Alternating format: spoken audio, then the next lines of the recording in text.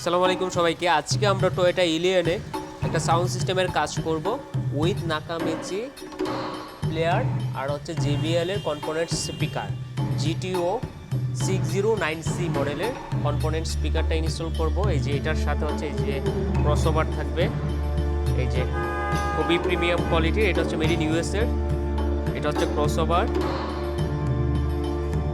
আর হচ্ছে যে এই যে টুইটারগুলো JBL এর, এই যে টুইটার, আর এই হচ্ছে যে স্পিকারটা, এটা হচ্ছে যে স্পিকার।